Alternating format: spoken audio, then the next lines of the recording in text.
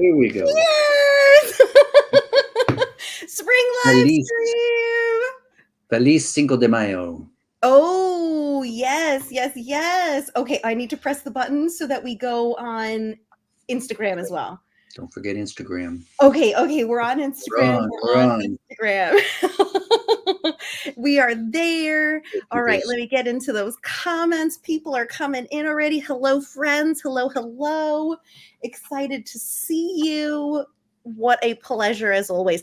Chris, it's been months. What have you been up to? What has been happening? I don't remember. I honestly don't remember.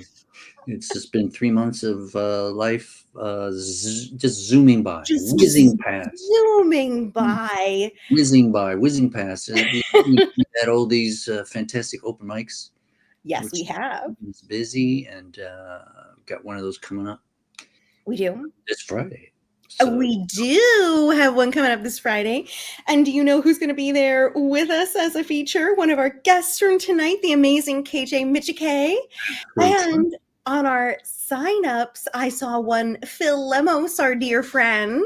That's right. And is Kathy coming down? I don't know. I thought I saw her on the list. That was a pretty definitive no there that I saw. Oh, okay. Never mind. Erase. We'll get her. We'll get her back down one day. Mm-hmm. But anyways, I have had a marvelous bunch of months. Well, especially because of the flow arts. If you're following me on social media, I have been, learning a flow arts prop called Puppy Hammer. I don't know Puppy Hammer. It was like what are you, Christy Gnome with the Puppy Hammer? That's terrible. No. Yeah, its more technical name is Oxbow Meteor. But it is, yeah, I know. And I've been having so much fun. So make sure you're following not only FUMFA Live and my poetry account at The Story of How, but also my personal KT Leaf, so you can be delighted by all my flow arts. Been having a great time. I hope one day to be able to combine it all with music and with poetry, get real artsy with it, multi arts happening simultaneously. I can't wait to see that. It's very impressive. People, you got to check it out. There's Katie in a field, because you got to have some space. Yeah, she's winging these glowing balls over her head and sideways behind her back, and as far as I know, no one has been injured by this. Only me. Yeah. We don't see those ones though. We only see the ones. Oh no, I don't post the ones where I'm smacking myself on the head. Yeah, I want to see the bloopers. Well, I've got some really marvelous bloopers. I'm gonna have to really put it together into a hilarious reel one day. Yeah. I maybe posted like one or two to my stories. It doesn't get on like the main post. Really? I haven't seen that one. But you could add some sound effects, like boink kind of. I should. That would be hilarious, actually. Yeah, I should do that. I should totally do that. Yeah, but it's been a good time. It's been wonderful. And, we've missed you all, though. We hope that everybody is doing well out there. Everybody is writing and having a grand old time doing their thing. We hope nobody was too inconvenienced by the crazy fire on 95, which I actually live on the same road of that former bridge. That's right. And there's some rumors that you were spotted running away from the scene that moment. No, well, I do want to learn how to do the flow arts with the fire. Flaming balls spinning by I-95 that morning. Well, I might have, could have been a suspect, but I actually don't know how to do that yet. But I'm hopefully going to learn at the end of the month. There is a retreat that I'm going to here in Connecticut that is like a flow and fire retreat. So very excited about that. Dress appropriate. Anyways, it is 8 o'clock. All right. And it's time to officially welcome everybody to FUMFA 137. This is our spring live stream, spring 2024. As many of you know, we got started doing the live streams in March of 2020, and we did them almost every week, except for a few little vacations throughout the year, almost every week through last year, so about 3 years. And then I think we went down to like twice a month, and now we're down to quarterly. Either way, this is our 137th live stream. We've had over 200 individual readers on here, some of whom are with us tonight, returning to the stream to share some newer work with us. And it just means so much to us to have you here, to have you watching us, to get to feature your amazing writing and readings. We just love doing this, and we're so appreciative of our audience and our community. Hey, I see Midnight in the chat. Hey, Midnight. Midnight's in the chat. I see Mom there. What's this? A septic cleanup? Oh God. Is that too much information? I don't know. But Okay. No. My parents had like a septic crisis in our basement this morning. But they are tuning in. Their attendance is unstoppable. That's right. It's nothing stops them. Not even a septic situation. A septic crisis. I don't know, Katie. There's a major fire right down the street from you the other day, and now there's a septic situation. I'm just destroying worlds with my flow arts. What can I say? I'm a menace. There's a little too much flow at your parents' house. Oh my God, that's too funny. Oh, and I lost an earring. That was so funny. That's okay. My hair is on this side. That's okay. My hair is on this side. Okay. Anyways, well, I will fix that momentarily. But Chris, Yes. Tell us who we've got reading tonight and what we have coming up. All right. Tonight we have an amazing slate of talented peoples. We've got Mr. Ralph Nazareth. We've got our old friend Melissa Slattery. We've got Beth Dare. We've got our friends KJ Micciche, Al Davis, Kathy Jones. We got some FUMFA in the house, some non-FUMFA, and we got some open mic representation in the house. Open mic representation. We've got a lot of poetry, but we also have some fiction. We got some romance, right? Oh yes. From our friend KJ, some romantic comedy. We love it. I want to see what she's reading from tonight. It gets a little steamy in that book of hers. So I don't know. We like it. We love it. And then, as we mentioned a little bit earlier, we have our May open mic coming up on Friday. We do indeed, and that's at of course Echo Evolution in South Norwalk. That's 135 Washington Street, and we have 3 incredible featured performers. One of whom is the aforementioned KJ Micciche, who will be from her brand spanking new book. But we also have Trevor Gerald, who's a very funny comedian. We've got John Cialini, who's a super talented musician. We got a whole bunch of other people signed up, including we got Phil Lemos and I don't know all kinds of other the usual cast of talented stars. And it's going to be, as always, it's going to be quite the scene. It will be. It will be. Come on down. If you are in the tri-state area, get yourself to South Norwalk. 95 is open. Okay. 95 is open. Even if, even beyond the tri-state area. Phil Lemos comes from up there in Massachusetts. Yeah. Well, it'll be the tri-state. Well, it's not a tri-state. There's New York, New Jersey, and Connecticut. That's the tri-state area. The Massachusetts. Well, I mean, the 3 states around Connecticut. It's the tri-state Connecticut area. It's our tri-state. Advertising. I guess we'd have to include Rhode Island, Rhode Island, Massachusetts, and New York. That's multi-states. hilarious, Chris. I'm cracking myself up over here. Yes, that's All absolutely right. right. My mom is shaming me in the comments. He says, "Wow, Katie." Well, Something tells me that she's said that before. I don't know. Something tells. she's all the time. I'm being hilarious. Anyways, we need to get started with our amazing readings for this evening. Let's do it. So we are super excited to welcome up for the first time Ralph Nazareth. Welcome, Ralph. Thank you, Katie How and are you Chris. doing this evening? Oh, just fine, thanks. Looking forward to it.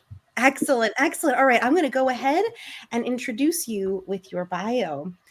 Ralph Nazareth is a poet, teacher, and publisher. Born and raised in Mangalore with a brief spell in Bombay, Nazareth got his PhD in English literature from the State University of New York at Stony Brook in 1974. After 40 years of teaching at SUNY Stony Brook and Purchase, UT Austin, and Nassau Community College, he retired from academia in 2015. He was a volunteer teacher of poetry in Stanford schools in the 90s and of creative writing in maximum security prisons in New York State from 2005 to 2019. He's the author of Ferrying Secrets, Crystal, Poemas Selectos, Between Us, The Long Road, and Dropping Death. He has published widely in journals in the US and abroad, including in Future Library, Contemporary Indian Writing, Indivisible, an anthology of contemporary South Asian American poetry, and multilingual anthology, the America's Poetry Festival of New York 2014.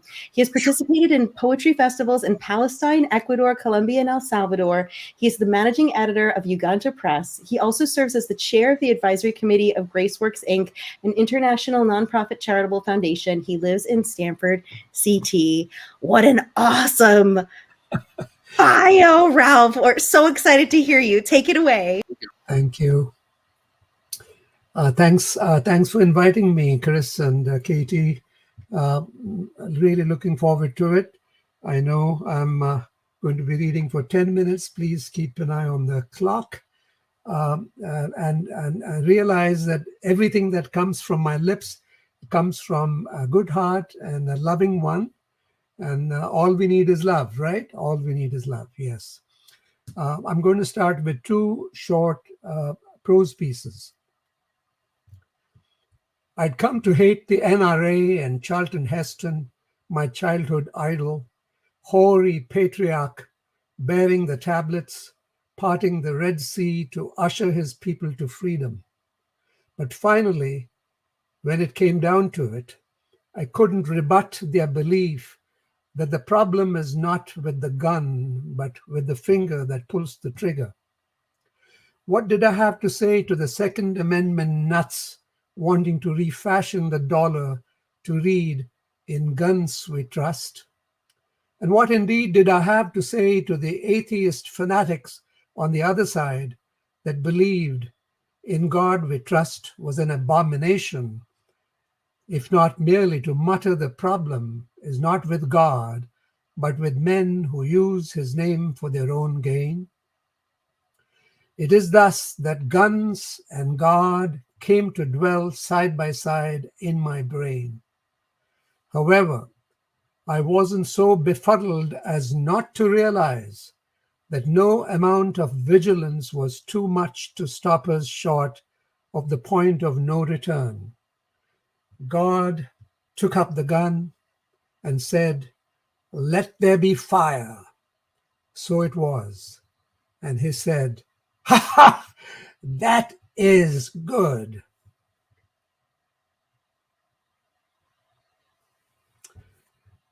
This piece is called "A Letter to My Indian Sisters." It is a brief epigraph. The girls punched hard. New York Times, August 26, 2009. Sisters, I hear you've broken the gender bar and stepped into the boxing ring. I see you under the glare of lights, bristling with muscle, your face set in a menacing scowl, poised to strike and beat your opponent to a pulp. The news report crows about how you're routinely mowing down the opposition and gaining respect among other boxing nations. You're up there with the American girls and gaining fast on the supreme Chinese gladiators. And although your facilities are no match for theirs, and you're practically starving compared to the other women who eat choice meats for breakfast, lunch, and dinner, you are driven by fierce resolve. Is it that you're filled with nationalist pride and want the ancient land of Ashoka to be second to none in the circle of brute force? Would Gandhi have survived the news that boxing is now the Indian woman's ticket to freedom? Is this your way to climb out of poverty and feed the mouths that depend on you? Do you want to prove to your fathers that they need no longer kill you off in the womb? You've been offered up by men for centuries as sacrificial lambs. Who now has the moral right to stop you from climbing into the boxing ring to take charge of your own life? Go, sisters, go. Maybe you'll show me that peace is not a matter of mouthing pious words, but a hard-fought thing, inseparable from self-respect. But please do not blame me if every time you land a blow on your sister's face or buckle under a flurry of left-right combinations, I run for cover, wishing there were other ways to find peace and self in this pitiless world.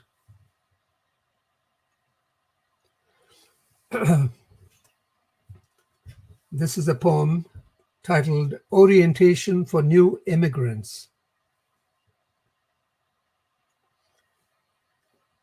So you want to fit in? Okay then. The first step you must take is to learn to say fuck without blushing.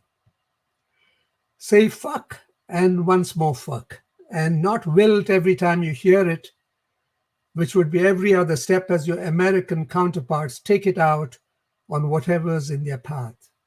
The fucking door, the fucking tree, the fucking bush.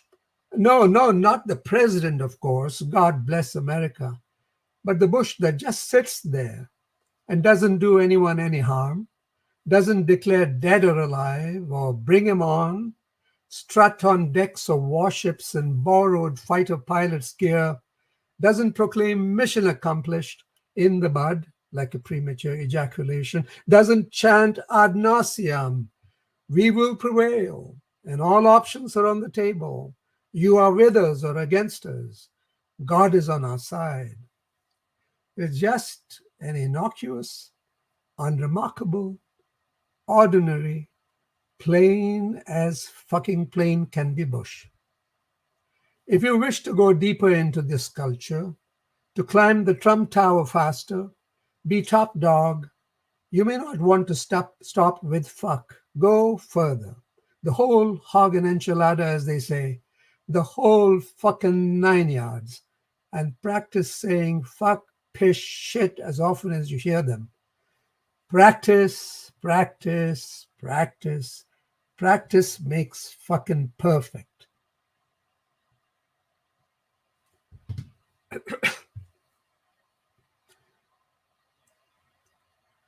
This poem is called Forgive Us. For Gus. Gus was my dog, and this was written some time ago when he was still alive. This is the unfinished story about my old dog. With luck or grace, holding terror at bay, it could be my story, or yours, or the story of the world. Ideally, it should be unfinished, as my dog's is as of this moment. There is hope in being unfinished. As long as the thread keeps raveling, there's hope in fire and ice, mud and water. There's hope in another tsunami or Katrina, death or life.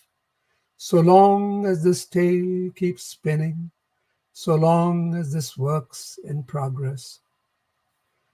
My dog's slowing down.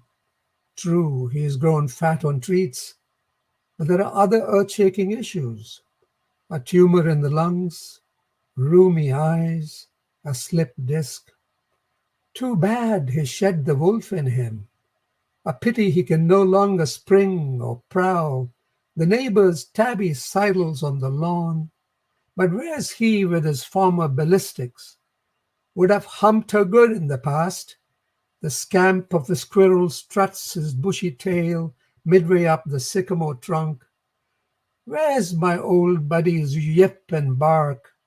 Why is he paralyzed by those twin twinkling eyes, globed nature that never dies? My dog is slowing down. A shame. His one-time lovers in the house have turned tail. Will I be the one to haul him to the vet and hold him till the air goes out of his belly sack and his little soul flies to doggy heaven? Do you really believe dogs do not suffer as we do? You mean their droopy eyes are not words with every bit of meaning we load in ours? Do you really believe dogs don't feel shame? They're too feeble to jump up on the couch, to take the high perch, to scope out the street and circle, to sniff out the slightest stir in animal or leaf. Do I really believe there's no slaughterhouse blues wheezing in his dragging wagon breath? Do I know this for sure? Do I know? Do I know anything? Does Eleni? Does Arturo? Do Herb and Jim and Michael and Pam? This friend's been tracking his daughter in his wife's womb since she was a dot in a milky ocean, since she was the size, he says, of a jumbo shrimp, and now as big as a palm, growing, a small turtle, two hearts held together. He can see her little bones, tendrils, two pinprick opal eyes, the thumbprint of a brain, the hint of labia. What do I know, he says. What do I know except when one child shattered by shrapnel, even one naked grandma freezing to death in the snow, is one too many. One too many. The end of the world. What use this miracle shaping before his very eyes? What do I say to him? What do I know? What do I know? What does Arturo know? Eleni and Herb and Jim and Pam, what do they know? Why two sticks nuzzle up to each other, or why the wind changes its mind? What do I know about the machinations of our cats? What do I know about what tricks people off, what ticks people off, and who's setting up whom? What do I know about jokes that blow the world apart, the sermons that make nature wither, of levees that fail to hold the tide back? What do I know about boats that can tell a croc apart from a bloated corpse? What do I know why there'd been infinity between the rape and the rescue? What do I know about Senate hearings? See Alberto's tongue lick the dripping stars and stripes. What do I know about it? Or what my dear old dog thinks as I walk naked under the red lamp and step into the shower. I sometimes peek and look at him. He just lies there. Times just the sound of water and the drool of a wishbone. Times just another twitch, nothing to do with mortality. He does not know about dying. He's only dying. And dying's as good as living when the brain's pea-sized and your soul's mostly in your nose and your gonads. What does he know about my wife, his lover? Who can tell how bereft she'll be when he flies away, on the breath knocked out of him by the plunging syringe? Are you with me as I sing this dirge? You probably think it's premature, don't you? Quite so. But we must sing the dirge before the fact. For after the fact, There's only the dance and the ones who bring the songs back to us. Only the music of that which has passed away, the melody of distance and separation.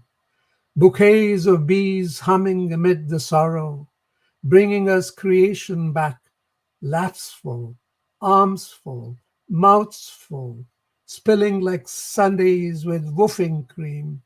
Woof, woof, woof. No sound sweeter than the one that wafts on memories of bounding and prancing and dancing and on nibbles and kibbles and juicy tasty bits. Tongue out,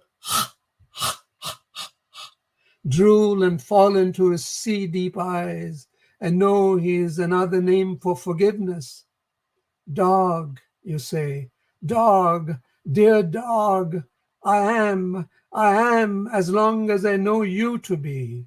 Here, there, and everywhere, even though I hear your panting, only in my sleep and in my dreams, me lying on my back, my feet racing in the air towards some glorious ending away from the cliff, from that mean old German shepherd licking his chops.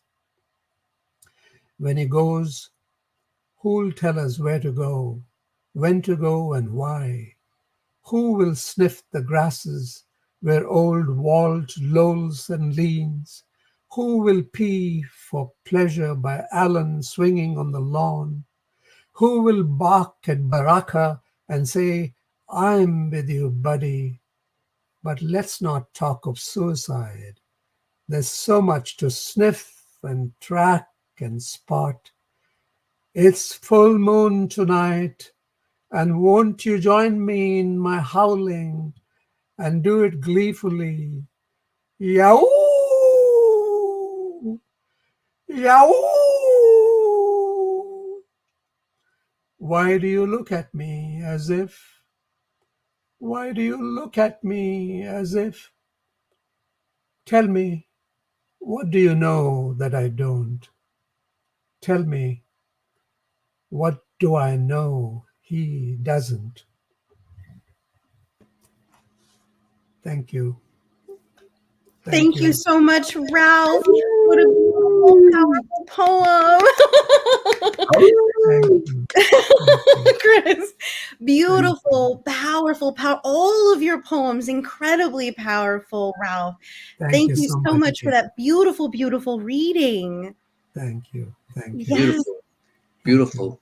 Ralph, amazing. Ralph, do you know how they teach the alphabet in Brooklyn? How? Fucking A, fucking B. By the way, I'm told that I hold the world record for the number of fucks in a poem. Amazing. That was such a fun poem, but very powerful at the same time. We love it. We love it. Ralph, what are you up to these days? Are you working on a manuscript? Are you teaching? Are you? Yes, there are several manuscripts waiting for my attention and diligence.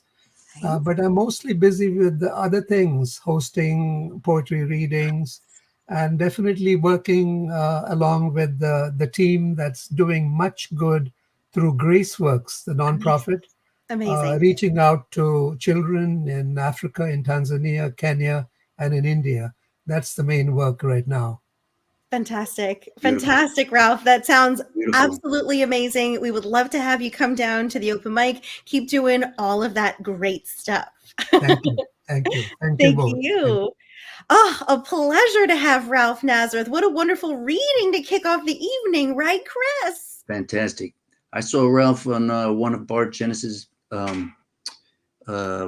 poetry reading series last year, sometime last fall, maybe. And I said, got to get Ralph on here. We got to get Ralph. We had to get Ralph. We've been talking about you for a few months, Ralph. Yeah. That is absolutely true. All right. Well, moving on with our evening, we are super excited to welcome back our friend, FUMFA alum, KJ Micciche. Hey, KJ. Yes. Thank you for having me. How are you doing this evening? Good. Very good. Thank you. Excellent, excellent. Chris, would you do the honor of reading KJ's bio for us? Why, of course I will, as soon as I find the. There we go. Okay. KJ Micciche is a novelist who writes rom-com and contemporary romance. She hails from Queens, New York, where she spent countless hours curled up under the covers reading The Babysitter's Club as a kid by flashlight way past her bedtime. A lifetime believer in the power of literacy, KJ runs a nonprofit organization that teaches kids with dyslexia how to read. She's the proud mom of 2 little girls. She and her family live on Long Island and they summer in Cape Cod. A storybook wedding, which I believe KJ will be reading from tonight, is her second novel, and it comes out already, or it's just about to come out? May 14th. So next Next week. All right. Got it. Yep. Very good. Let's hear it. Take it away. All right. No pressure. I'm old now, so I have to wear glasses. So hold on. Now I can see. This is chapter 1, and this is written in the voice of Cecily, who is the main character in this book. It wasn't supposed to be like this. I came here toting a backpack filled with hopes, dreams, and Sharpie highlighters. Like a true first day of school experience, I laid out my outfit the day before and tossed and turned all night from eager anticipation. I was going to get to be around authors, real authors who've published some of the very books we carry in our library. I would meet other writers striving toward publication, lovers of literature, people like me, kindred spirits. Unfortunately, I'm beginning to think I may have misjudged this whole experience based on the promotional materials. In fact, it's possible that I may have inadvertently broken cardinal rule number 1, don't judge a book by its cover. I appreciate the attempt to create a world fraught with emotion, but the drama seems a little thin overall. I mean, I get the whole what's at stake for the narrator. Sure, high school is hard and she wants to be accepted, but it's not quite hitting home for me. This story, in my opinion, just feels trite. Whoa. Ouch. As I listen to the criticism, tears spring to my eyes. I blink them back, busying myself by frantically scribbling notes onto the first page in my brand new mint-colored spiral notebook, now sullied by the word trite, written under the heading Workshop with Nate Ellis, Day 1. I read online that MFA workshops can be brutal, but geez, I wasn't expecting to hear a nasty word like trite in my first moment out of the gate. Breathe, Cecily. It's not like this random guy is your target audience. Please, Tim, let's follow the standard workshop rules. We need to be sensitive to the writer, although in this case, I tend to agree that the need for acceptance as a theme is falling a bit short in terms of depth. These words come from the mouth of my teacher, a Penn Award winner who is disturbingly 1, young, and 2, handsome. I guess his novel must have ranked pretty high on the depth scale to earn him such a prestigious literary accolade. But if I'm being entirely truthful, I rode the struggle bus big time in my attempt to read it. Which sort of makes me wonder, does this guy just work here so that people can buy his book since it's required reading for the program? May I begin to ask, hoping to defend my work? Hang on, Cecily. For now, let's hear what else folks have to say. I clamp my mouth shut and resume staring down at my notebook. Harold, how about you? Across from me, a middle-aged man with a round face, brown bangs, and circular glasses who is wearing, I cannot make this up, a cape, strokes an invisible goatee, staring out the window as if he's searching for the perfect words to use to describe my life's work. Perhaps this Hogwarts doppelganger is precisely what our workshop needs. An intelligent soul who can remind the group that I worked hard on this piece, and even if it's not perfect, I'm here to learn, and I have tremendous potential.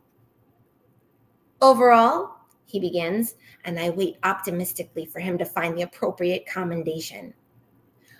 I thought it was good, but remember, Professor Penn Award says, we're not looking for subjective opinions on the readability of the work. We're looking for constructive criticism here. What can Cecily do to improve this piece? Ugh, why'd you have to interrupt him? Didn't you hear him use the word good? He thought it was good. Just leave it alone. My heart's pumping hard, as if I just finished an hour on the treadmill, minus the endorphins and the feeling of satisfaction one can get from a good sweat. It's more akin to the thumping of a young deer's pulse after hearing gunshots in the tranquil forest. Run. Hide, Bambi. You're under siege by a literary elitist hunter who undoubtedly reads Faulkner, Proust, and Dostoevsky for fun. No Emily Henry novels to be found here. Just the author of some critically acclaimed New York Times bestselling debut parading around like a professor whose sole mission is, apparently, to get people to trash talk your work. My feet are anchored to the ground, and I absently pick at my thumbnail cuticle. Sticks and stones and all that. I will just breathe, and the fresh ocean air will infuse clarity through my veins, cleansing my mind, and more importantly, my heart from the toxic highbrow remarks in this workshop. Inhale. Exhale, let the words float out to sea. I am an island. Well, Harry Potter replies, in my opinion, the narrator Daisy lacked a character arc. She felt more like a grumbly teenager than a stoic ingenue. Can you give us an example? Harold replies, furrowing his brow. He uses his pointer finger to scroll on his tablet screen. Here, on page 16, third paragraph down. Tony was sitting with Veronica in the cafeteria only 72 hours after sliding his tongue down my throat. How could this be after I told him how she tried to ruin my life in middle school? A slick of bile threatened regurgitation as I considered my options. I could slash his bicycle tires, of course, although that might look fairly obvious. I could throw my lunch tray in his face, but I'd never been one for theatrics. What else was there? Pull the fire alarm? Feed arsenic to his dog? I stood there for a moment, staring at them from behind the trash can when it hit me. The sweetest revenge is indifference. I held my chin high and strode easily past them. He looks up. I don't know. I get that she's trying to work through this big moment or whatever, but I just feel like it lacks interiority. Remain calm, I tell myself. I try to hear the comments as if they're not about my work. Lacks interiority, I write down.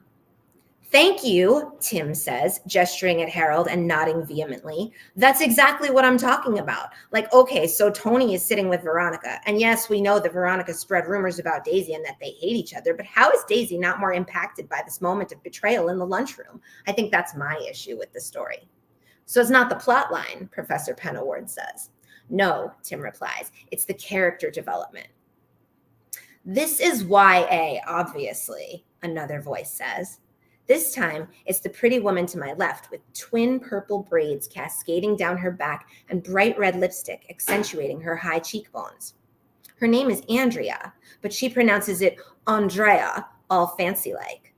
My hope is that she's about to come to my rescue, that her comments will be as lovely as the tattoo of angel wings adorning her bare shoulder. In fact, I direct what remaining strength I have to the task of forgetting that her workshop submission, titled Lotus Blossom Soup, was so abstract it was nearly unintelligible. But when she opens her mouth, I am met with my own personal horror once again. I think you're creating false expectations for genre fiction, she says, and the words turn her braids into horns. My mind twists her angled face into Sleeping Beauty's Maleficent. The angel wings morph into those of a black dragon as my breath catches in my throat. Seriously? This from a woman whose piece opened with the following line? To find the soul of one's ethereal depth, one must look no further than the spoon of life. Which made me wonder if I was reading a bad fortune cookie or if the line had been written while the author was extremely high. How do you mean? Penaward asks.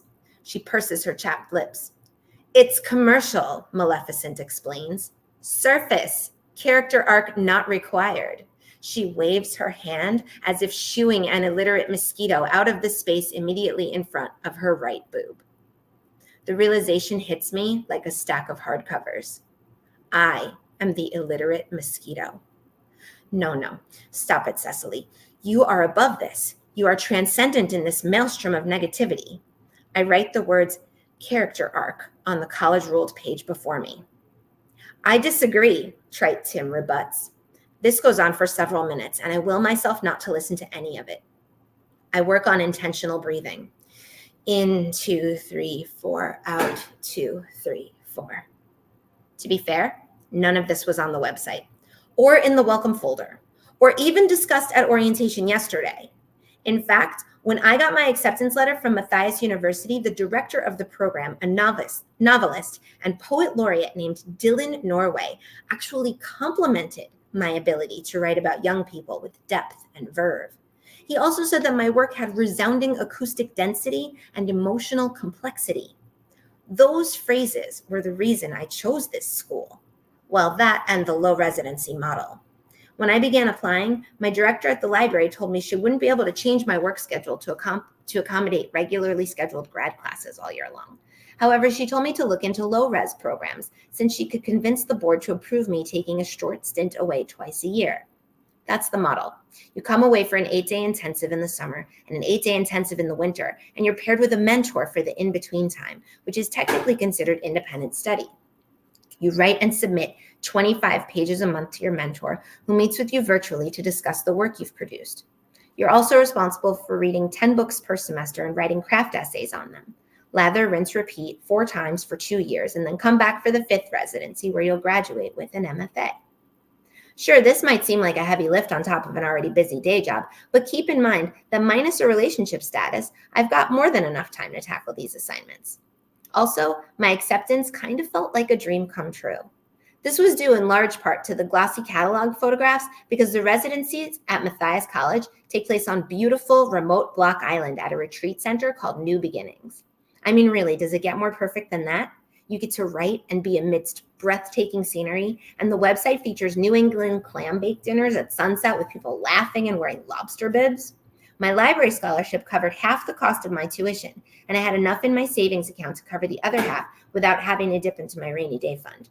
But more than all that, the chance to become an author, to write a novel, send it out in search of a literary agent, submit it to publishing houses, and ultimately see it on the shelf in my own library, now that would be a real-life happy ending. I packed like a madwoman for this first residency. Between Amazon and Staples, I purchased every school supply one could imagine. Unsure of what the ever-fluctuating evening temperatures on Block Island would bring, I brought sweatshirts and leggings along with business casual type outfits for daytime workshops and seminars. I hugged my colleague Ramona and made her promise to feed Blinky, the betta fish I keep at the circulation desk. And at sunrise the next morning, I drove my car 100 miles from Little Neck, Queens, out to Montauk to catch myself a ferry to Block Island. My large suitcase sported a duffel on top, and I awkwardly carried a backpack filled with books, binders, and my laptop strapped to my torso like a bulletproof vest. In my free hand, I clutched the folder of information regarding travel and lodging at the retreat house, flyers, advertising, open mic readings, talent night, and more, sandwiched in between the collage of professional pictures boasting serenity along the coastline. Let the record show that Trite Tim, Harry Potter, and Maleficent did not appear in any of these promotional materials. Nor did the model students adequately express in their motivational quotes throughout these brochures the emotional tug of war that could develop in one's psyche as a result of participating in workshop, the only part of residency that was unequivocally mandatory. That's it. Oh my God, KJ! How perfect was that? Okay, FUMFA people in the house. That was so good. KJ, that was hilarious. Like, whether you've been an MFA person at a residency or not, but especially if you have. I'm having flashbacks. So fantastic.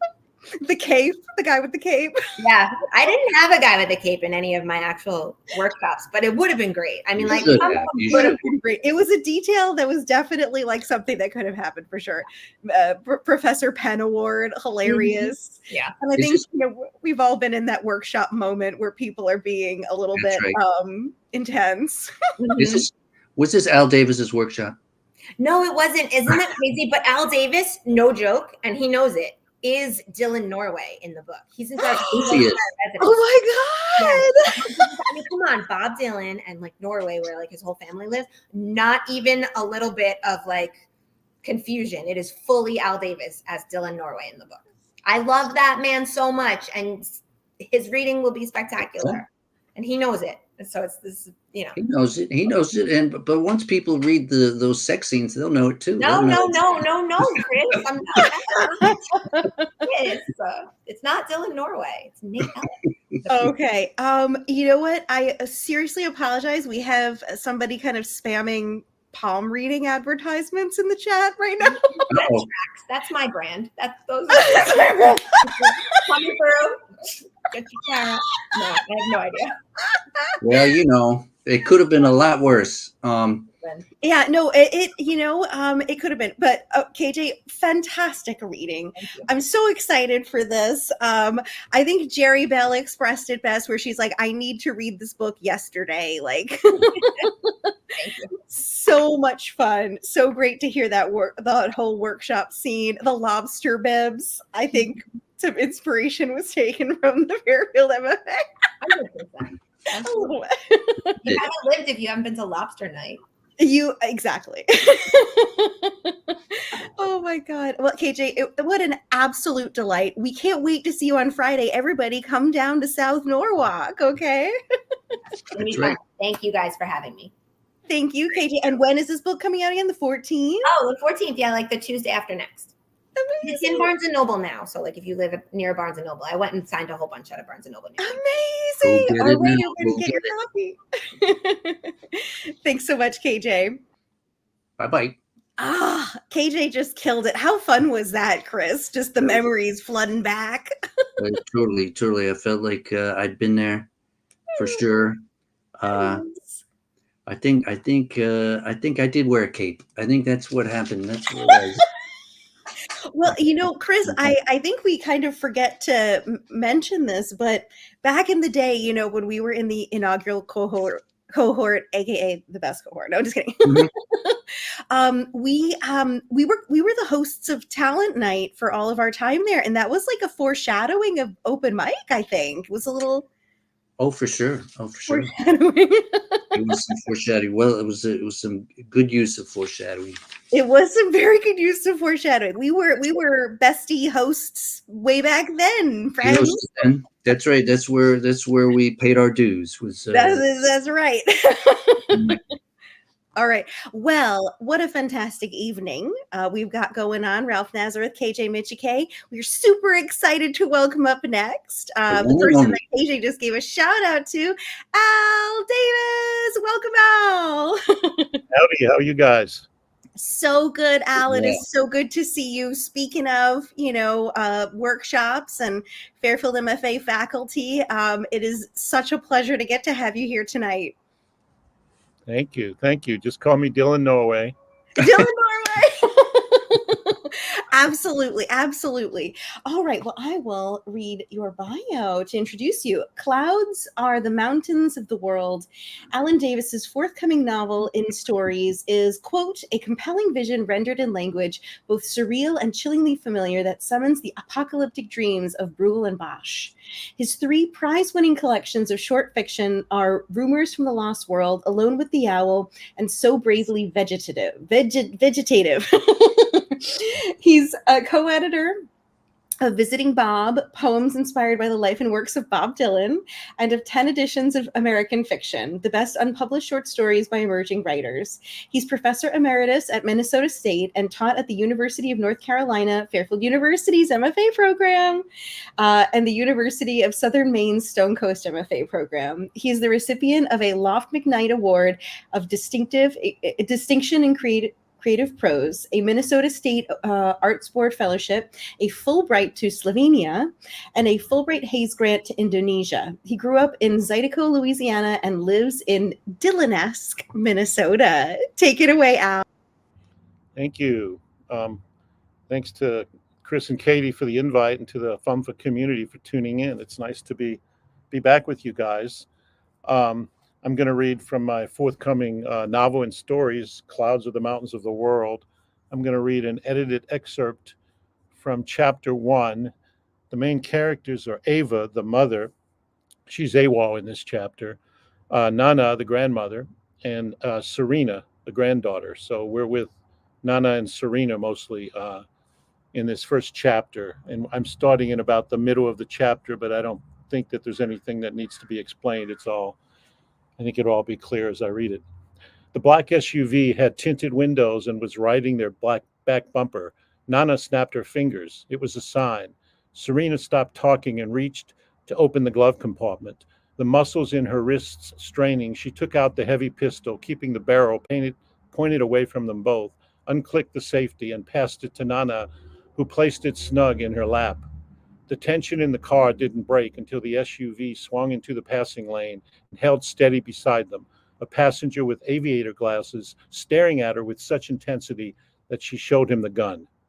Nana saw white teeth before the passenger turned to the driver and the SUV roared past. She slowed to increase the distance between them.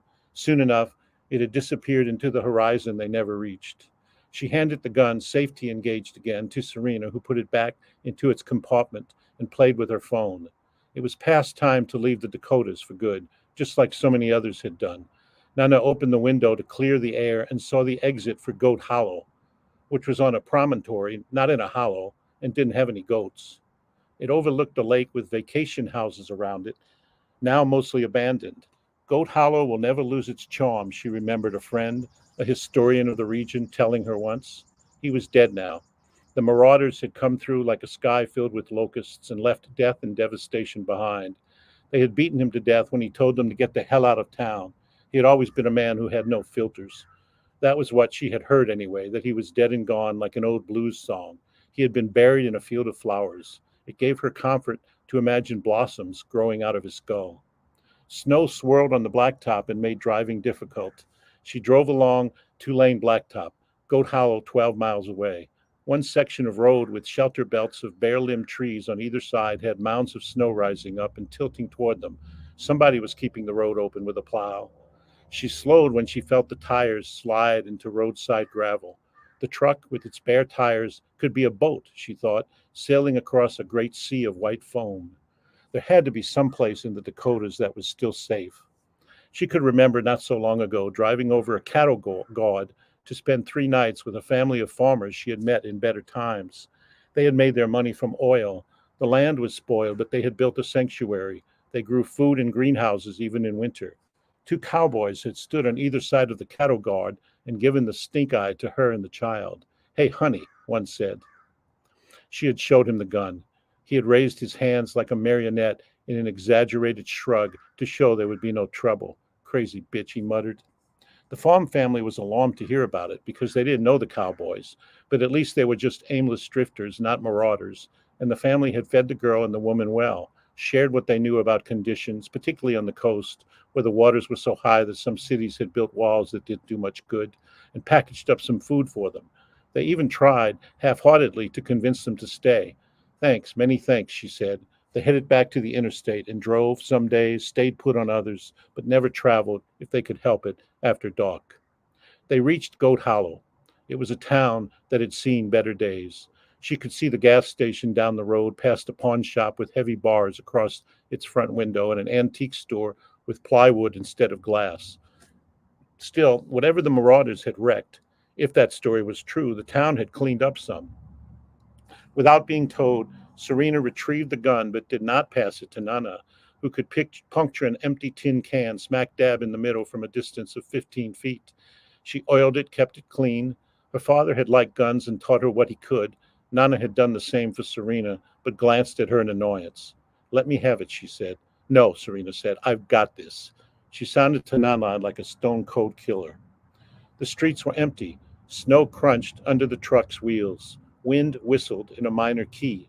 The gas station was on a corner downtown, surrounded by brick buildings, a storefront black with soot and clearly vandalized, a few still looking sturdy and complete. This was a town that was still lived in. An old white man with liver spots like creosote marks on his face and an oversized plaid shirt rode up to the elbows that hid all but the bottom of his waistband holster emerged from the barred door of the station. He held out a palm like a traffic cop to indicate that she should stay inside the truck. "Nana," Serena said, almost laughing, pointing. "Look, a troll." Nana grinned hard to keep a straight face and retrieved a face mask. It didn't pay to be careless these days. Some cash from her purse, unrolled the window and showed it to the owner. Walking hunched like a crab, He approached the cab cautiously. "Hiya," she said. "Bad storm coming," he answered. She could see him take in the gun that her granddaughter held. "Why the mask?" "Why not?" Nana said. "I don't know what's running its course in your town." He grudgingly offered a cramped smile. "Why not? My not? Huh?" he said, about as fake a sound as she had ever heard. He took her money. He fiddled with her gas cap and the machine pumped. She watched the gauge on the pump to make certain they got their money's worth. "Receipt?" he asked, coming close to the window. He hacked out some phlegm. She could smell his breath despite the mask. Nicotine, pork and beans, whiskey. She laughed. "Any food inside?" He took a deep breath, seeming to consider the question. "Too late for the hot dish," he said. "Sorry about that." She nodded. "Okay, then. I better let you go. Thank you." He stood close. "Got a cot, though, for the night." He put one mottled hand on the windowsill. He opened his mouth. She thought he meant it as a smile. It came out a leer. She shook her head, took a glance at Serena, let down her guard. It happened fast. He leaned inside the truck as much as he could, the arm and his face, shouted in her ear something insane, and reached across her for the gun. Serena had both hands on its barrel, clenched it tight, and leaned as far from him as she could get. He did his best to wrench it from her, but couldn't quite reach it. His hand pawed empty air like a claw. Nana clenched her other hand, the one close to the window, into a fist and drove her knuckles hard into the sagging jowls of the guy's chin with all her strength. He grunted, hacked, lost his breath, stepped back just long enough to give Serena time to get her trigger finger in place and raise it in his direction. He put his hands his hands as if under arrest and backed a step away from the truck. "No problem," he said. Serena kept the gun pointed his way. "Bad move, Buster," she said, as calm as Nana, who ached to take the weapon from her. "Don't be stupid." "Don't be stupid," Nana repeated. She could see hate in his eyes. "Bitch," he said, "just want a good time. You got to be lonely for it, too." He murmured something in a voice he must have thought was sweet and seductive, and leaned toward her again. She stared at him, dumbfounded. "What part of 'don't be stupid' don't you understand? Back away." The man's hand reached under his plaid shirt. He got his pistol out of its holster. He was slow, though, as if the thing weighed more than he expected. Serena, holding her own gun steady, setting it up with both hands the way Nana had taught her, shot him twice. Once in the chest, and a second time higher up in the forehead when the gun kicked. "We got him," she shouted. "Got him, Nana." Without thinking, she gave the weapon to her grandmother, whose ears were ringing so awful that she was deaf. "Bullseye!" Serena shouted. "Bullseye!" Her eyes gleamed manic. The guy lay twitching on the cracked concrete beside the car like a wounded deer next to the roadway, his arms splayed out on either side of him, his eyes wide, the smell of gun smoke filling the cab. Nana tried to catch her breath. Her ears rang. She was shaking, but she started up the truck. She kept it in park. Pointing the gun toward the body, now lying still in a growing mess of blood, she stepped out, leaving open the truck's door, and kicked away his weapon. She bent down and laid a finger across the inside of one of his wrists. She still had the shakes. There was no pulse. She reached in a pocket of his plaid shirt and took back her money, stared past the pumps into the dark inside of his office. "Nana!" Serena shouted loud enough for her to hear. It shocked away her trance. "Let's vamoose!" It was still a game to Serena, high as a kite on adrenaline. It would be a hard night when it faded and the sheiks paid her a visit. Nana grabbed the man's gun and hopped into the truck. She stared into the rearview mirror as she pulled into the street. Main Street was quiet, nobody in sight. As they drove, she said anything that popped into her head. No more gas from Goat Hollow. She babbled nonsense. Her head felt stretched as if her brain pan dripped oil. The tinnitus in her ears sounded like a loud bell that would never stop ringing. Serena shivered too, the way one person's yawn can be contagious, and smiled. "Nana," she said, a slur in her voice as if drunk. "It had to happen sooner or later. Now I don't have to guess what it's like." She smiled. "It felt good, Nana. It felt good to me. We had to do it, Nana, didn't we? We had to do it. We had no choice."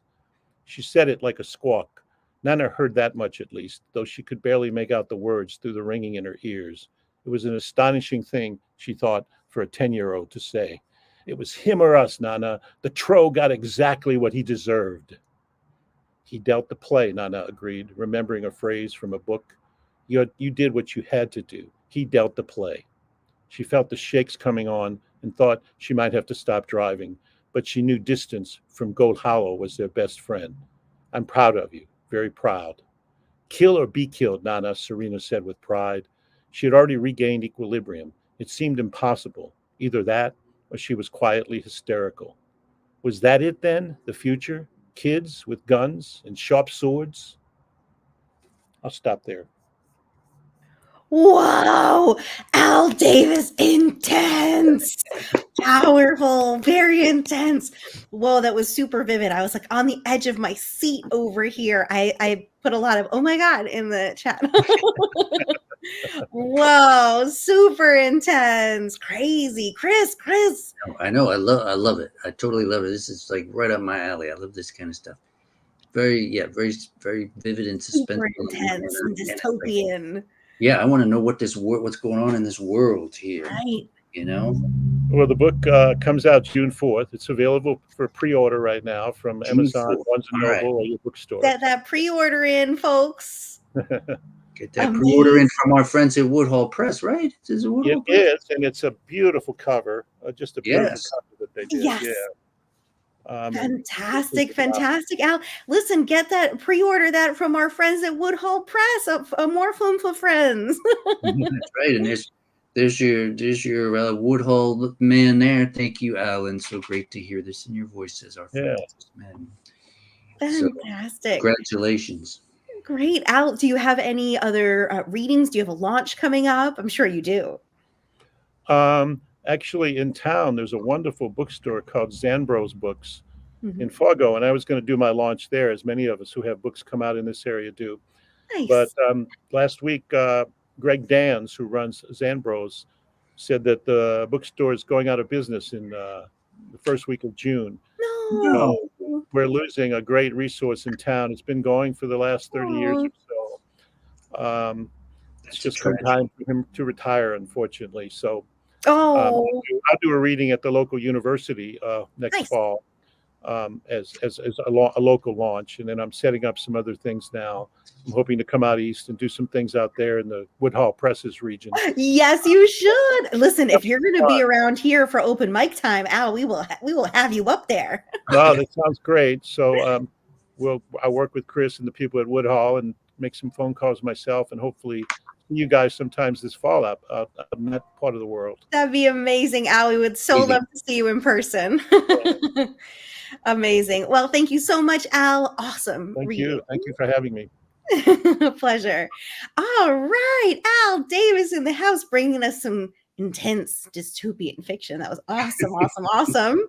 And we are super excited to welcome up next Kathleen B. Jones, aka Kathy Jones. Hey, Kathy. Hi. Hey. How are you Thanks doing for this having evening? me. I'm great. Happy to be here. Thanks, Chris and Katie, for inviting me. Oh, absolutely. Thank you so much for being here. Our pleasure. Totally. Chris, would you do the honors of reading Kathy's bio for us? I'm going to do that right now. Kathleen B. Jones was born and educated in New York. She holds a BA in political science from Brooklyn College and a PhD from the political science program at CUNY's Graduate School and Center. After teaching women's studies for 2 decades at San Diego State University, she resigned to focus on writing, recently earning an MFA in fiction from where else? Fairfield University. Dr. Jones's scholarly writing includes 6 books published with academic presses, 3 monographs, and 3 edited anthologies of critical essays. Diving for Pearls, A Thinking Journey with Hannah Arendt won the 2015 Barbara Penny Canner Book Award from the Western Association of Women's Historians. Her essays and short fiction have appeared in Fiction International, Mr. Beller's Neighborhood, the Briarcliff Review, and the Los Angeles Review of Books. Kathy Jones lives in Stonington, Connecticut. And take it away, Kathleen. Thanks. I'm going to be reading from my novel, Cities of Women, which came out in September, and the paperback is going to be coming out June 18th. The novel is a dual timeline story that explores the quest of a contemporary woman named Verity Fraser, who's been enamored with the medieval manuscripts of the actual historical writer Christine de Pizan. And it's interwoven with the story of a medieval artist named Anastasia, whom Verity is determined to prove was responsible for the incredible paintings in Christine de Pizan's works. I'm going to read two sections, one in Verity's section and one from Anastasia's section, so you get a feeling for the different voices of the 21st century and the 15th century. Verity's gone to the Morgan Library, where a whole exhibit of excerpts of medieval manuscripts are on display. Verity stared at the painting, and the longer she stared, the more it seemed as if the gold embossed letters and halos were some kind of multidimensional time machine, incandescent, ethereal, luminous, transporting meaning beyond the ordinary boundary of understanding. It was like seeing dust burst into flames. She took out her notebook and wrote one word: beauty. When she looked up, she noticed that two women in tweed were standing next to her. Extraordinary, isn't it? One of them said. Verity mumbled agreement. By the length of time you've contemplated this one, I surmise you favor the Italians of the 15th century, the other one said. I don't know why it caught my attention. I'm actually a political historian. Not much politics here, the first one said. Her companion giggled. It's like learning to see all over again, Verity said, and walked toward another image. In it was a woman depicted, outfitted in a blue gown and a white horned headdress. She was seated at an angled wooden desk next to a grated window in a room inside an ancient stone castle. On the wall behind her hung an elaborate maroon tapestry decorated with inverted gold hearts bursting into curlicues. She held a red pointer in one hand, a silver quill in the other. Next to the open manuscript on her desk stood a silver inkwell. A little white dog sat patiently at her feet. She's writing a book, Verity exclaimed, caressing her notebook. That's the 15th century author Christine de Pizan, the second tweed-clad woman said, who'd moved next to Verity to admire the painting. The image is the frontispiece from a presentation copy of her manuscripts produced for wealthy French patrons of the arts. It's from her earliest poetry collection, Cent Ballades. 100 ballads, Verity translated. A woman writer in the 15th century. I've heard of her, but never seen a painting of her close up. It's remarkable. Since you're interested in political history, you might want to read her Book of the City of Ladies, quite risque for its time, filled with images of women building a city. I believe they have a copy in the library bookstore. Who painted the portraits in her books? Verity asked, unable to take her eyes off the woman.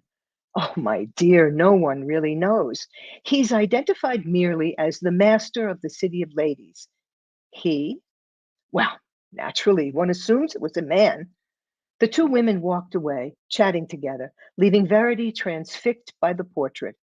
She fell into an infinite regress, pulled back to the point where beauty began, before there was a before.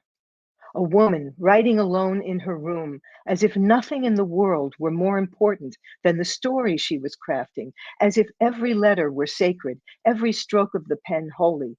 Only someone who knew Christine well could have created a sense of such intimacy with so much care. It suddenly seemed obvious to Verity how wrong everyone had been. Amplified by years of studying revolutionary women, her instincts told her a medieval woman with the temerity to overcome every roadblock, and there were surely many, in the pathway of her aspiration to become a writer, would want an ally of her sex for her collaborator. Another woman had to have painted this portrait, a woman still hidden from history, waiting patiently through centuries of misapprehension for someone to grasp her existence in the shape and shimmer of the brushstrokes she'd left behind. We switch ahead now to much later in the novel, where Anastasia, who is now moved to Paris to pursue her craft as a painter and work with illuminated manuscripts, is being taken around Paris and shown to the other artists of the bookmaking industry. When we reached the last house, Monsieur Bonhomme pulled a velvet cord to ring a bell, signaling our arrival. Moments later, Jeanne opened the door. Oh, my dear colleague, Monsieur Bonhomme. And this must be Anastasia, the fabled young woman whose artistry you've lauded. Please, please come in. I'm working on a new commission for the king. He led us toward a desk. It's for a book of ancient poetry. Can you guess what it is? On the desk before me lay a piece of parchment the size of two outstretched hands. No words appeared on the folio, only a painting.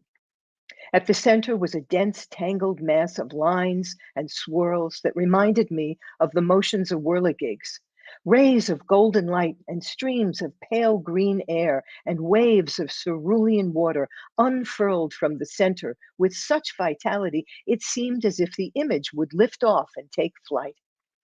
Though I'd seen nothing as astonishing as this in all my time in the convent, it seemed holy to me, as if Jeanne had captured the moment of creation itself, when the world was birthed into beauty, when everything was formed and named, each given its place, and all was harmony.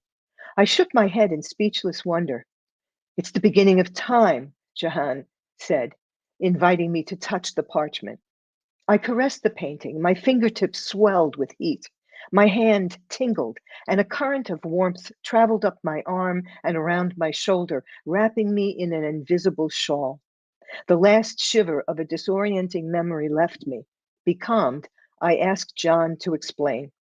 King Charles has commissioned me to illuminate a French translation of Ovid's Metamorphoses. The quizzical look on my face urged him to continue. A poem of transformation and change. Its first lines describe the world's beginning out of chaos when God wrought the discordant mass into balance. I touched the image again and felt the air swell and the waters rise and shimmer. The poem sings of things changed into new forms, of people transformed into animals and insects, and of others changed by their avarice and greed into murderous scoundrels. It tells how we're blinded by fear of death from the fact that every moment is an occasion for renewal. Shall I show you my drawings for those stories? I nodded. He removed a quire of parchment from a shelf and spread it open. Outlines of creatures, wondrous and strange, spilled across the folios. A woman's head emerged atop the body of a spider. Another depicted a woman transformed into a cow. And in a third, a woman stared into a pool and saw herself reflected as a bear. I knew nothing of the stories captured in these pictures and asked what transgressions the women had committed to be so doomed. He told me of Arachne, defeated in a weaving contest with Pallas Athena, who turned her into a spider. Of Io, changed into a cow by Jupiter to conceal his defilement of her from his wife Juno. And of Callisto, another target of Jupiter's lust, who was transformed into a bear by Diana, the goddess of the hunt, who'd once favored the young nymph. I stared at the images. Magnificent though they were in detail and composition, I couldn't help wondering what the women might have told of their punishments had their contorted bodies been allowed to speak in different gestures. Would Arachne have demonstrated her defiance, accepting the risks she took in agreeing to Athena's challenge? Lacking words, would Io have found another way to communicate her pain? And would the hunter Callisto have shown how she avoided becoming the hunted again? Jeanne interrupted my ruminations. Perhaps you'd like to sketch a miniature of one of these scenes yourself. I'd be honored, but am inadequate to the task. Although I was schooled in Latin in my youth and illustrated many sacred books in that ancient language in my days in the Abbey, Ovid remains unknown to me. Not wanting to misrepresent his poems, I need further study. Oh, you're wise to be cautious. I've known too many artists who misconstrue the meaning of words only to make silly mistakes. Our task is not to supplant the text, but to translate the ephemeral meaning of an allegory or a myth into an image, modulating tones to express with light what the mind reads as sound. I thanked John for his time and accepted his offer to return to his atelier for further guidance as I began preparations to establish my own studio. I was determined to use the skill of my hand and the strength of my imagination, forged as it has been on the anvil of so many experiences of human folly and debauchery, to craft images that would alter what we know of women's suffering. That's it. Thanks. Awesome, Kathy. Thank Oh you. my God. Well, I just felt like I was just bathed in a richness of just art and history and excitement and passion that was just awesome. So interesting. Thank you very much. It's such a great story, and the back and forth, and then the cover of the book is Oh lovely. yeah, I love the cover. Gorgeous, It's really, gorgeous. Yeah, Oh. they really captured the and actually you can't feel it, but in the hardback the letters are raised, which makes the nice. the tactile experience of what it is to touch those manuscripts. Gorgeous, So it's so really nice, lucked so out nice, there. Kathy. Thank That's you, amazing. And it came out not too long ago. September, right? yeah, September. Congratulations. Thank you, thank you. Thank you very much for having me. Of course. So you're so welcome. And just before we go, a real quick question. I mean, you had a very long and, well, not long, super long, but an illustrious career before you turned to the MFA program and everything. So, but did you have this story like in you that whole time? Were you like, I did. You know, thank you for asking that. I used to teach Christine de Pizan's Book of the City of Ladies to undergraduates. And it just intrigued me because the things she says in there you would never believe had been written in 1400. Yes. And, you know, I'd be able to shock the students by reading a little paragraph and say, oh, when was that written? Because she says things like, oh, these books that have been written by men, they say such horrible things about women and they're all lies. I mean, that's a paraphrase. And I would say to the students, when do you think that was written? Oh, the 20th century for sure. Well, no, 1405, you know. So cool. So that was, I kept that in the back of my head until I could really figure out the story. Thank you for asking. Yeah, that's amazing, Kathy. We love it. We love hearing the story behind the story. That is so cool. We have to get you out to feature at the open mic, and everybody's got to get the City of Ladies. Thank you. Yes, thanks a lot. Bye-bye. Amazing. So cool. Thank you so much, Kathy. Wait. No, I quoted the title wrong. Women. in the book, it's called City of Ladies. So you Okay. Has anyone also noticed that I've just given up on the earrings? The earrings have just tumbled out too many times. Popping right out. You can't do that flow thing with those earrings. Well, I did it with hoops for quite a long time until I started learning more of these shoulder moves, and I had a little bit of an ear injury recently, so I'm being very careful. Anyways, what an awesome reading from Kathy Jones. Just incredible as always. Yep. Up next, we have an open mic friend coming to read for us this evening, an open mic poet, our friend Beth Dare. And welcome, Beth. How are you doing this evening? Thanks for having me, Katie and Chris. I appreciate it. It's a pleasure. We're excited to hear you. Let me introduce you with your bio. Beth Dare started writing poetry in her early teens. She usually writes about feelings, emotions, and things, nature, and so on. Avid volunteer and worker. Also a cat mom to an amazing black cat. Beginner writer, but always happy to have people read her writing. So we're looking forward to hearing from you tonight, Beth, and of course seeing you at the next open mic, we hope. Yeah. All right, take it away, Beth. Yeah. So this poem, I actually got published by the Waverly Press Poem Review. It's called Dreams. Dreams of uncertainty. Collapsing lungs, chest wavering in and out, the uncertainty of waves, patterns, images. Hanging on by a thread, but always there to catch myself. Leaning towards hope and prosperity, seeing the good within the bad, and accepting what is. Tensions in the rise, but not completely. Tears stinging mostly, but not always, breathing, quivering, but often steady, ready for the ball to drop, but holding on to the known. Then I have one more. This one's called a puzzle piece.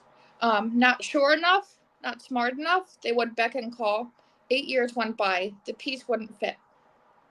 10 years down the road, not enough, definitely not good enough. Slow, rambunctious, too loud, too quiet. Hands like a feathery bird, always shaking and flapping, still not quite enough. New beginnings, friendship, love, caring, loving too much. Crash and burn at all the wrong times. In life, but not enough, even so. Receiving judgment, but also compliments. When is enough enough? Probe and pick at, just like under a microscope. Feeling unsure in which direction to take in life. Fork in the middle of the road, but both paths ignited with a glow. Covering up everything, but finally seeing the light at the end of the tunnel, where eventually all makes sense. I know where I fit just right, like a puzzle piece. Thanks, guys. All right, Beth, thank you so much for sharing with us. Are you sure you don't have any others to share? It's okay if you don't. Yeah. Sure. Give us one more, Beth. Give us one. Sure. All right. Spinning of things, emotions, actions, words. The best is yet to come. Feeling, believing, wanting.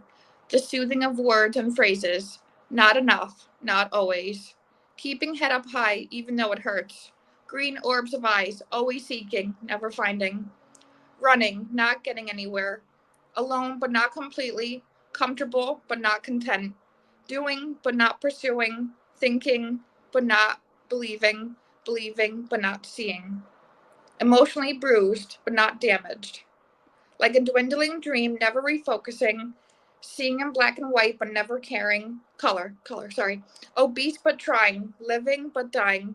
Overthinking, but encouraging. Words, but not together. Forming sentences, but otherwise not put into words. Mindless trip into the unknown, but finding darkness. Light seeping in to form a perfectly imperfect being. Yay, Beth! Thank you so much, Beth. It was so great to hear you. We all first met Beth at the open mic. Are you signed up for Friday night, Beth? Watch this time. What? Oh, you'll just come as in the audience. Well, there's still time for you to sign up if you want to. That's right. Fantastic. That's right. And congrats, Beth, on the publication. And thank you so much. May it be the first of many. Thank you so much, guys. Yes, amazing. Thank you, Beth. Fantastic. So great to have Beth up here this evening. And we will be wrapping up our lovely, incredible evening of readings with our friend Melissa Slattery. Hey, Melissa. Hi, how are you both? Thank you for doing well. How are you? I'm good. Glad to be here. Just amazing work. Right? My head is so full. So full of amazing stuff, right? Yeah, really, just such a range. So shall I just dive right in? Well, no. Well, Chris needs to read your bio. You can read your bio. It's fairly brief, so you'll get. I know I love your enthusiasm, Melissa. Melissa Slattery is a studio art teacher at Norwalk Community College, a former curator and graphic artist. She writes poems about birds' nests, alligator butchering, and other found objects. She has hosted the Tuesday night Curly's Diner Poets on Zoom group since April of 2022. Awesome. And here she is, Melissa Slattery. Thank you both. So the first poem is called Fragments Cohere. And I'll just start in. The artist Edvard Munch penciled a comment across the top of his painting, The Scream, sometime after it was painted in the late 19th century and not well received. The fragment indicates the bitterness of Munch embodied in his iconic image of anguish. Written in faint pencil in the upper left corner, it reads, "Could only have been painted by a madman." His handwriting, now verified by experts. Touched. Another thought, potential creativity. Anything can happen in a poem. Construct the stage or invent the reliquary. March 1 reliquary, waves. Are defined edges really necessary? Or can the shape of it be blurred with indeterminacies and what ifs? This line is not drawn in the sand, but it may as well be. If not an ocean wave, another wave will surely break its presence. We all know this. Clowns rescuing a trainload of illegal immigrants. Clowns with fake noses open the wooden doors and lead them out into a field where a long table is set, a place for every single one. Clean, fresh food is served. Then the lights go down, the actors pack up and begin to disperse. The leftovers are shared among the crew. Someone offers to give someone a ride back to town. They have a drink, and in the dimmed lighting, one suddenly notices the other one has a missing incisor. The waves will always work their rhythms on the energy they encounter. The smell of movement, salty, sound of birds, dry feathers blowing along a beach, gathered into rocky crevices with sea glass and glassy bits and a clown's discarded red nose. This next one was somehow connected to a NaGloPoRimo prompt.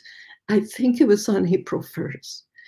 It's called Ulysses Summaries, chapters 1 to 11 in random order. A cloud passes over her, a wild wanderer, breezes and blooms, every Eden a night sanctuary. A cloud casts a shadow following a shoreline. A laundered shirt hangs and stiffens into cuneiform, making the sign of the cross.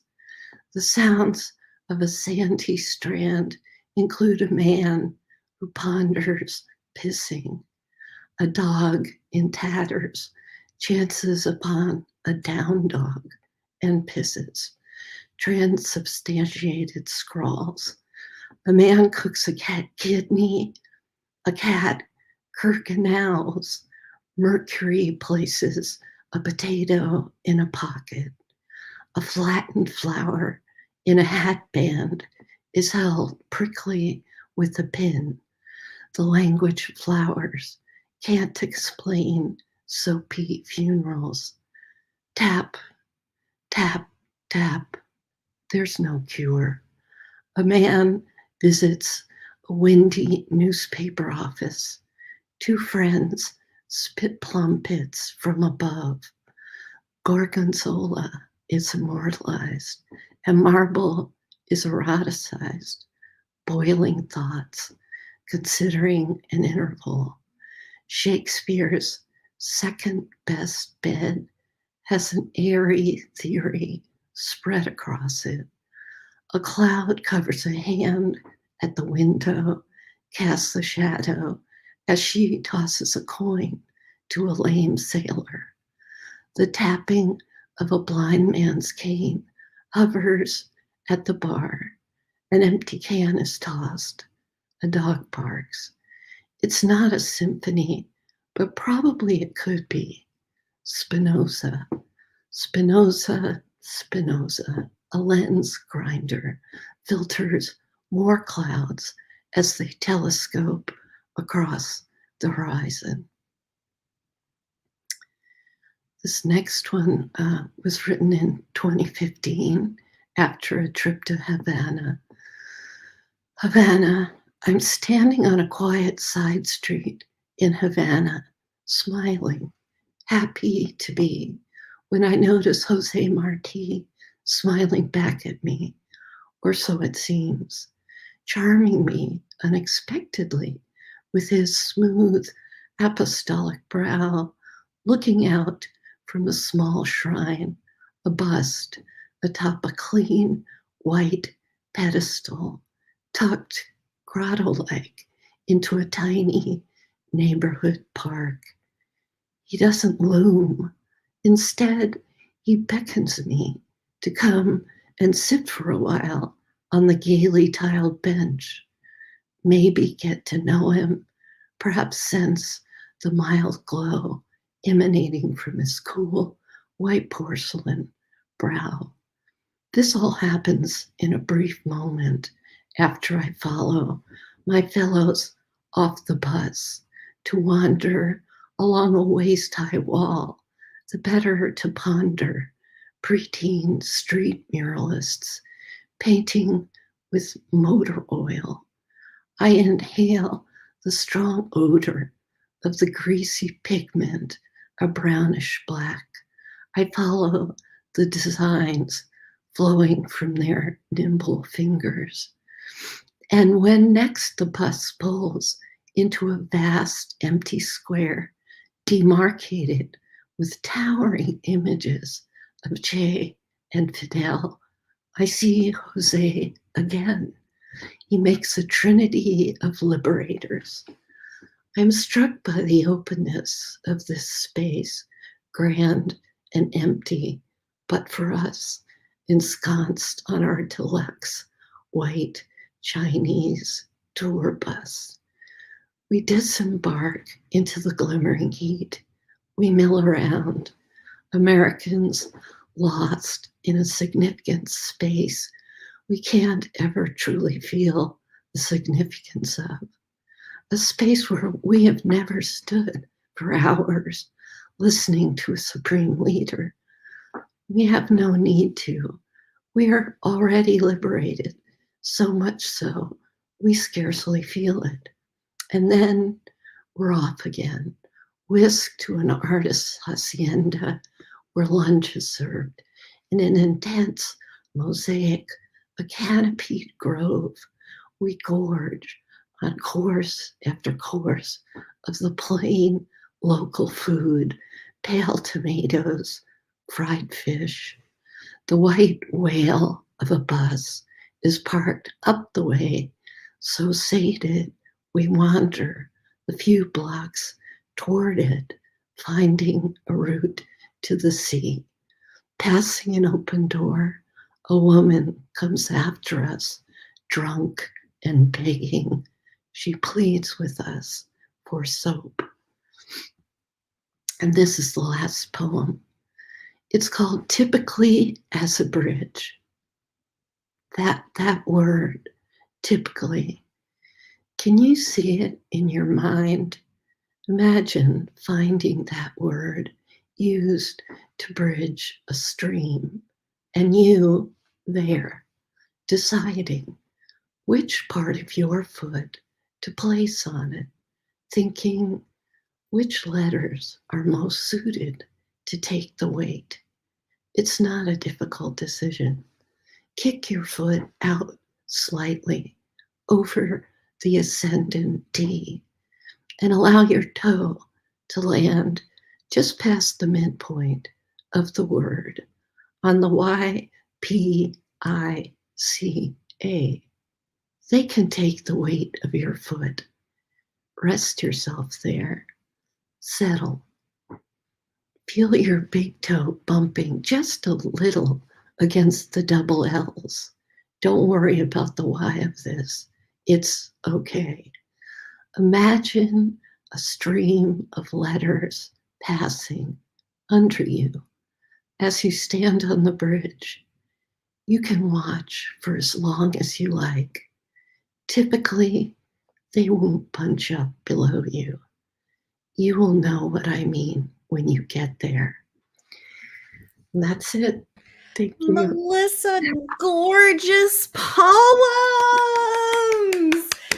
Powerful. My heart is like, oh, just absolutely gorgeous. And your reading voice is so expressive. Just really, really lovely to hear those pieces. Such beautiful imagery, so heartfelt, so poignant. Really lovely. Beautiful, beautiful. We've missed you. We haven't seen you in a while, Melissa. So We you need gotta, to you Mike. need to, Well, that I'll be there. I mean, it's the parking is a little, it's a little daunting down there. please, no. It's like, but I know it's doable. So. It's if you come down a little bit early, then you might be able to get primo parking in the side lot right close to it. Yeah. Come in early, have a little snack at the cafe, hang out with us. Do some shopping. Go, have some dinner or one of the fine bistros.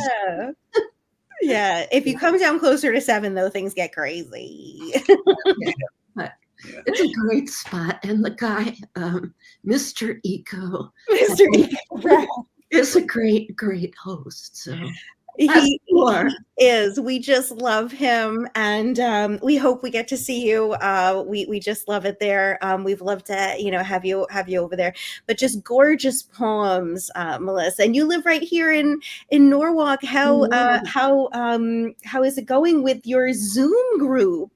Well, we have a core group of poets, and I'd just like to invite anybody who's interested to come on Tuesday night. You can email me. Maybe I'll quick put my email in the comments. Is that all right? Sure. Or they can find you on Facebook and Instagram.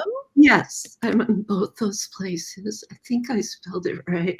At gmail.com, and it's Curly's on Zoom. We welcome people at all levels, and it's a very nice group of people. So thank you. Wonderful. Melissa, thank you so much. Such a pleasure to hear you. A pleasure to see you. We hope to see you on Friday. What an awesome, Chris, what an awesome evening of readings. One more round of applause for all of our readers. We had Ralph Nazareth, KJ Micciche, Alan Davis, Kathleen B. Jones, Beth Dare, Melissa Slattery, just killing it in here tonight. Home runs, multiple home runs. Multiple home runs. We hope everybody enjoyed it across Facebook, YouTube, and Instagram. I think Instagram shuts off after an hour, so we might. No, people have joined since. Okay, anyways. No, it's good. We're good. But please, everybody, go read your amazing comments that people left for you during your readings. Please continue to follow us. Please come out to the open mic. We're going to be there Friday at 7 o'clock, Eco Evolution, South Norwalk, Washington Street. Come on down. Yep, it's going to be amazing. And if you would like to read at the open mic, you can go ahead and sign up on our link via our link tree on Instagram or via any of our links on Facebook. Also, our next live stream reading will be coming up first Sunday in August. That will be our summer reading. But you know what we forgot to tell everybody, Chris, is that before then, we have a spot at the New York City Poetry Festival. How did we forget that? We will be posting about it too, so you will find out. But please come down and join us at Governor's Island Saturday, July 13th. We're going to have Dara Kalima, Mega Sood, Emily Hockaday, and me reading. Chris will also be there. Lots of friends of ours will be there as well. People you've seen on the open mic and also on the Zoom. It's going to be crawling with poets. Just a star-studded event. Down, and you know what happens when you get that many poets together? It gets pretty crazy. It gets wild. It gets crazy. And then there's a beautiful spa on Governor's Island. So I'm trying to get a group to go with me. That's right. Katie wants to get in that hot tub and look at the beautiful skyline there and sip a, I don't know what you're gonna sip in there, but you know. Oh, I'll sip whatever they're serving. I had a spritz last time. I had an Aperol spritz. Anyways, it's been a pleasure. Thank you so much for watching. Thank you to all of our wonderful readers, and please continue to follow us, and we can't wait to see you next time. Good night, everybody. Great job, Chris. And you, Katie. Thanks.